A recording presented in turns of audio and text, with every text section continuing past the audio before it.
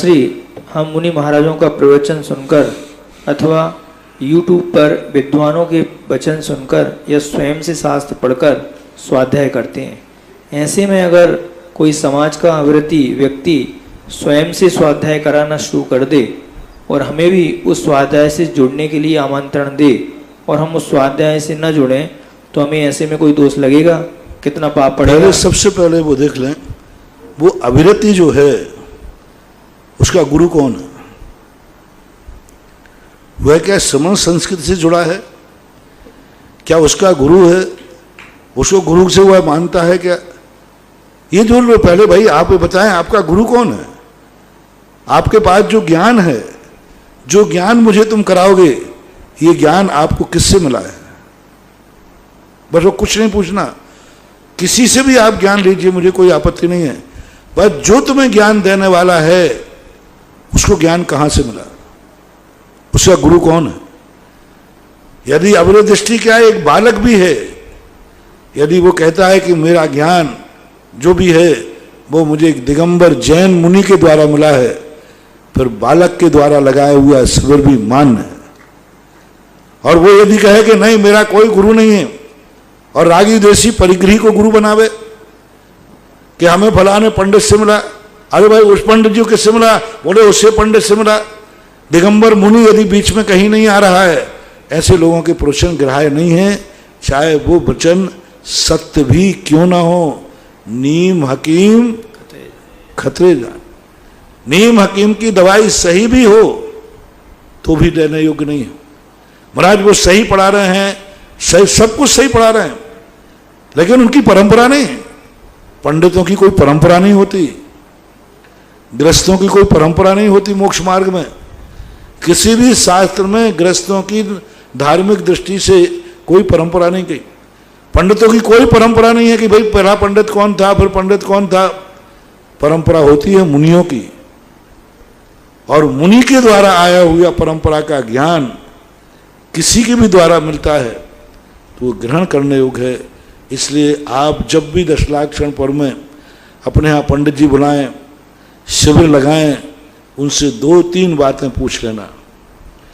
सबसे पहली बात तो पूछना कि वो स्वयं षड आवश्यक का पालन करता है कि नहीं।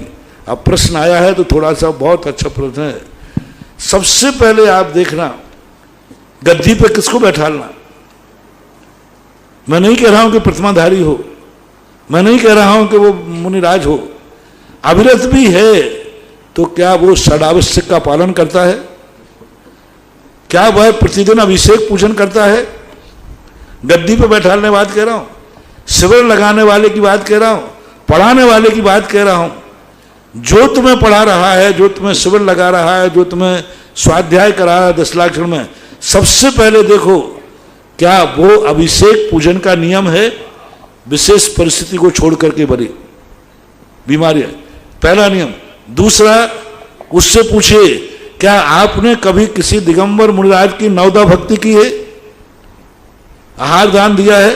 नमोस्तु अकेला नहीं, नवदा भक्ति की है क्या किसी मुनिराज की?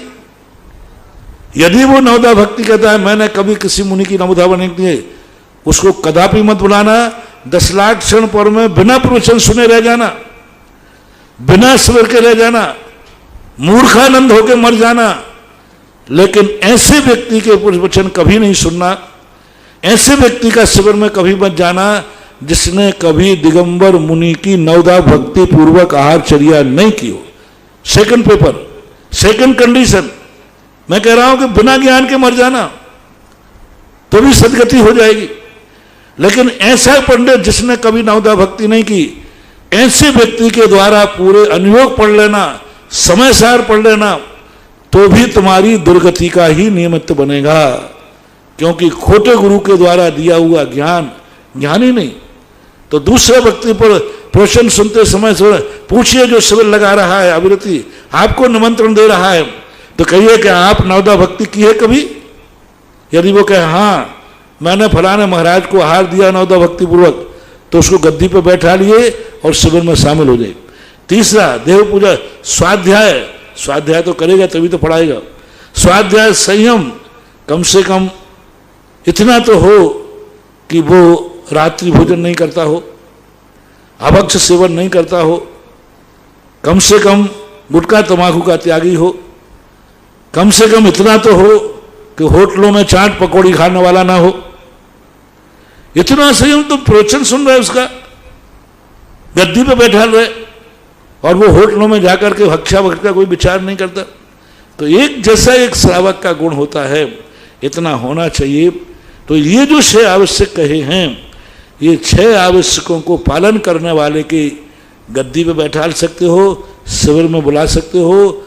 यदि ये गुण नहीं है तो ना तुम्हें शिविर पढ़ने की जरूरत है और ना प्रवचन में 10 लाख क्षण पर में गद्दी पे बैठाने की जरूरत है।